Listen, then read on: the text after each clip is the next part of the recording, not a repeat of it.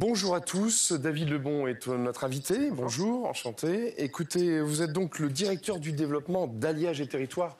En fait, c'est ce groupement qui porte ce projet d'Europa City. Alors, Europa City, pour situer, c'est pas tout à fait un espace commercial classique qui est envisagé et qui trouverait sa place du côté du triangle de Gonesse, au nord de Paris.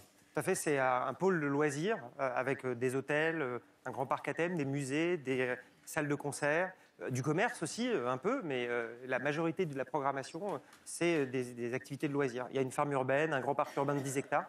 C'est un quartier en fait, de ville qui va se situer à côté d'une gare du Grand Paris Express. L'investissement, il est possible parce que l'État a décidé de faire venir le métro dans des parties très enclavées et très pauvres aussi d'Île-de-France, il faut le dire. Alors, est-ce que ça veut dire que c'est un mixte entre un énorme centre commercial et un Disneyland Paris ? Non, c'est un concept complètement inédit et nouveau qui n'existe nulle part ailleurs dans le monde. D'ailleurs, on le travaille, il va continuer aussi à évoluer dans le temps. C'est quelque chose qui doit permettre de mélanger différentes activités. On est dans un monde où finalement on fait des lieux pour faire une seule chose. Eh bien, l'avenir, c'est de faire des lieux pour faire beaucoup de choses en même temps. Et donc, il faut créer des lieux hybrides qui évoluent dans le temps, qui sont capables de muter sur les différentes activités.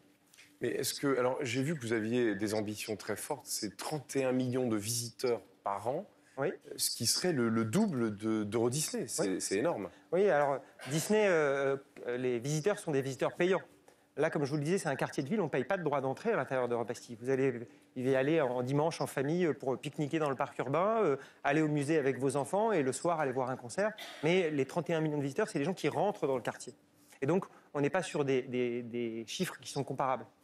Mais vous avez quand même déjà une opposition des autres centres commerciaux qui sont déjà des énormes centres commerciaux dans la région parisienne. J'ai noté Usine Center, Paris Nord 2, au Paris Nord, Aéroville. Et du coup, on se dit, mais est-ce bien utile de se lancer dans un vaste projet alors qu'il y a déjà une offre commerciale énorme ? Oui, et c'est comme si vous me disiez que parce qu'il y avait le téléphone fixe, il ne fallait pas le faire le téléphone portable. Ça fait parfois un peu la même chose, mais c'est deux choses extrêmement différentes. Ces centres commerciaux sont des centres commerciaux classiques avec un hypermarché à l'intérieur et des galeries marchandes. Nous, on n'y a pas d'hypermarché, on ne va pas y venir pour faire ses courses du quotidien, donc on n'est pas en concurrence avec ces centres commerciaux. Nous, ce qu'on essaye de développer, on essaie de répondre à une seule question.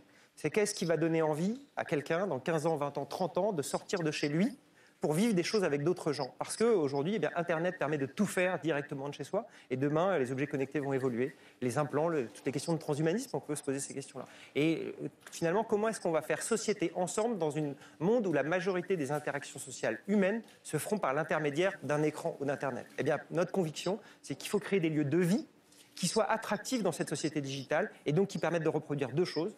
Le monde des possibles, beaucoup d'activités extrêmement différentes et le « en même temps ». Vous savez, cette fameuse intuition aussi politique. Le en même temps macronien. Qui permet d'alternance rapide. C'est ça qu'on essaie de faire. Alors ça, c'est le projet. Oui. Mais il y a quand même un problème. Si je cite Nicolas Hulot, ancien ministre de la Transition écologique, on lui a demandé est-ce que ce projet est compatible avec la politique climatique de la France. Il avait répondu non. Cette gourmandise que nous avons à consommer des terres agricoles et également à artificialiser les sols est incompatible avec nos objectifs. Oui.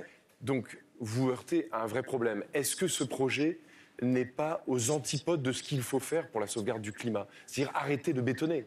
Non, parce que ce projet, il est le fruit justement d'une régulation. C'est-à-dire que quand on ne planifie pas les choses, on consomme beaucoup de terres agricoles. L'enjeu aujourd'hui pour l'État et pour la puissance publique, c'est de urbaniser ce qui est à la frange de l'aire urbaine, pour la densifier, créer des emplois à proximité de là où il y a beaucoup d'habitants. Le nord-est francilien, de ce dont on parle, c'est Gonesse, Villiers-le-Bel, Sarcelles, Aulnay-sous-Bois. Des villes très importantes. Donc créer des emplois à proximité pour qu'on arrête les trajets domicile-travail qu'on connaît bien en banlieue parisienne et en région parisienne avec les embouteillages. Et on force finalement les développeurs économiques à aller dans les endroits où le foncier est le plus cher, à proximité des zones denses, plutôt que très loin. Et aujourd'hui, en fait, l'accord global qui est passé, c'est un accord, 8000 hectares de terres agricoles préservées dans le Grand Roissy, 8000 hectares. Pour en consommer 270 pour créer 50 000 emplois à destination des habitants de ce territoire. C'est un bon compromis. Sauf que les écologistes disent que ce sont des terres très fertiles, que ça va à l'encontre des circuits courts. C'est-à-dire que maintenant, on dit qu'il faut aller chercher des produits agricoles pas très loin et que du coup, ça se percute par rapport à ça. Mais sauf que et que ça va aussi provoquer un étalement urbain supplémentaire. Non, mais alors, l'étalement urbain, il est inévitable. On ne peut pas être contre la densification de Paris comme le sont les écologistes et en même temps contre l'étalement urbain. Il faut bien loger les gens, leur créer des emplois.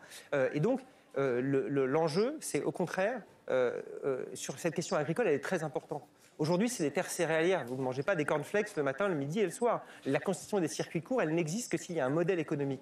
Un agriculteur, c'est un chef d'entreprise. Et le moyen de créer des circuits courts dans ce territoire, c'est au contraire de faire venir des gens de l'extérieur, 30 millions de visiteurs, qui vont venir dans une offre de restauration extrêmement importante, avec ce qu'on va faire dans les hôtels. Et on va pouvoir créer et accompagner une filière agricole de circuits courts qui n'existe pas dans le territoire. C'est-à-dire que vous voyez, le mieux est parfois l'ennemi du bien. C'est qu'aujourd'hui, les discours de bonnes intentions sur cette question d'agriculture de proximité, ils se heurtent à la réalité économique et financière. Eh bien, des entreprises comme la mienne vont accompagner des agriculteurs pour se transformer, pour faire du bio, pour servir les urbains.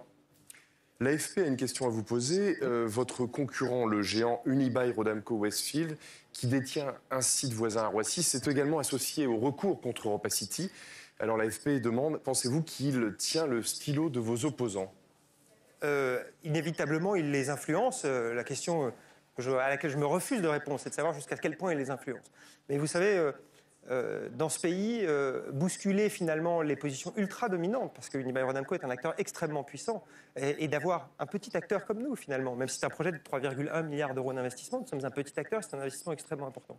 Adossé à un grand groupe, puisque vous êtes une filiale du groupe Auchan et du chinois Wanda. Tout à fait.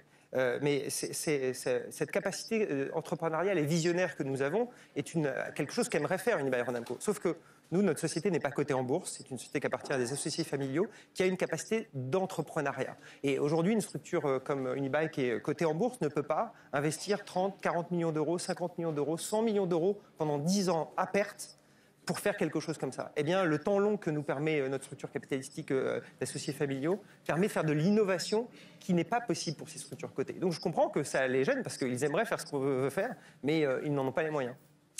Merci David Lebon de nous avoir rendu visite. Donc demain, le tribunal administratif rendra un premier jugement sur la révision du plan d'urbanisme. Et on se quitte avec votre choix musical.